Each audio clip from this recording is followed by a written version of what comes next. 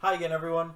Welcome back for another episode of the Storm Challenge. We're here. This is episode 11 now. I'm here with Carlos Tavon. Hi, everyone. I'm Jeff Perishad, and we are going to do what's become a tradition now that when Carlos gets the new releases from Storm, we do a little friendly challenge where I throw his bowling ball. We drilled a turbo switch grip for me to fit in his thumb, and we are going to go one-on-one in a race to 4 strikes to see to give you guys a look at 2 different styles throwing the Storm Fate head-to-head on the same lane condition and see what it can do. So, Carlos, you've had a chance to already throw the Fate. How do you like it so far? What do you think about it? Okay, so the Fate, it was surprising for me. It's a stronger cover. It has the R2X cover stock that it's found in the Night Road and also in the Dark Road. And I actually found it to be a lot smoother than I expected it to be. I can actually keep it in front of me when there's wet dry front to back, but I can also in league when I have the tendency to get in trouble because I have early friction to the right and too much push in the middle, I can actually open up my angle and the ball doesn't want to jump. So I was pleasantly surprised for the last few weeks that I've used it. I like it. I drilled it with a 5 by 3.5 by 2.5 layout. That puts the pin a little bit closer to my finger holes than most of the Pearl stuff that I've drilled. I usually go with a much smaller pin buffer. But this one puts it closer to the fingers and makes it a lot rounder. The ball has plenty of continuation through the pins. I really, really like this ball. Okay, well, we'll see what this does. We'll see if you like it so much if you can beat me with it. I don't know. I think we're tied at 5 now. This is episode 11. Yes. So there's a rubber match to see who can take the lead in our challenge. So we'll be back when this challenge is over. We'll do some commentary during it, and we'll give you a wrap-up. So see you soon. Okay, so we are going to be starting off with the first shots. Carlos is up first. Because I lost the last time. Because you lost the last time, exactly. And your first shot was actually pretty good. 7-10. Really? Really? That's how you're going to start the match. I will start it that way. I'll take it every time. You're going to start the match see by what you do. dominoing the 7-10. Sure. You see, look at this. Real strikes. Real strikes. Domino the 7-10 out on me. All right. So we're still tied at 0. As you can see, we're fast forwarding between the downtime on shots. So this is going to go a lot faster than some of our previous ones. Your second shot also looks pretty good. You got it to the break point. I like the way this ball, it like we were talking about, it corners, but it's still got some smoothness to it. So you get some predictability. I just like, it seems to me visually that it slows down in the proper part of the lane. It wants to make it smooth. Obviously, you got it white right there. There was no amount of slowing down or making move that was going to get that ball to strike. Absolutely. I just missed very much to the right. I just go up 1-0. You are up 1-0. But yeah, I was very comfortable. I like how I was throwing it. I focus on more of the form of my release and make sure I got around it. I have a tendency to, just get up the back a little bit when I get fast with it. That one was a little slow, but I still like the shape of the ball for sure. I believe I moved in a little bit because I wanted to make sure that if I missed right, it wasn't going to go out to the out of bounds. Sawgrass Lanes, where we fill this, has a little bit of an out of bounds kind of outside, like 4. So I want to make sure I get on the other side of that. You see that ball gets to about 5 or 6. Right, and it changes directions. But like you said, it's very smooth and continuous. It's not very quick transition, so it's very predictable. Now, I've seen a couple of people, they have this ball really polished, shined up, and it does make that quicker transition. So this cover seems to be pretty versatile. Like you said, it's on the Night Road and the Dark Code. I have a Dark Code. I love it. But mine is very highly polished, so I get a little more of that break at the end. Right. And you just annihilate that 4-pin, send it across the lane there.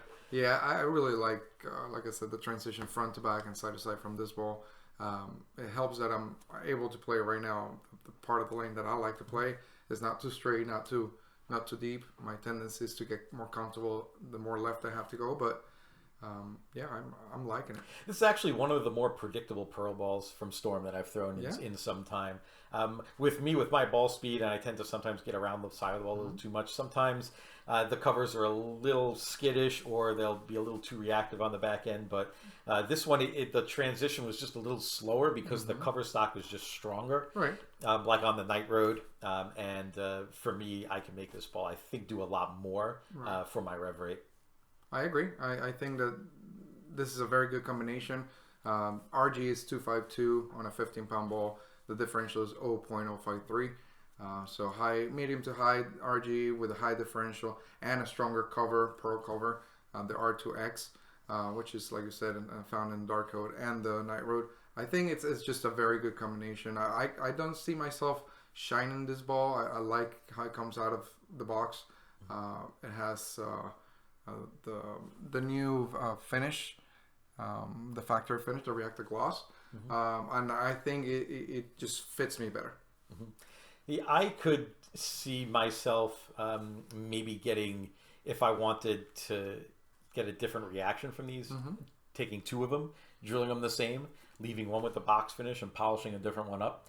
And I think that way you have one to go with. You have one and then you can go right to a different one. Right. Like in that transition.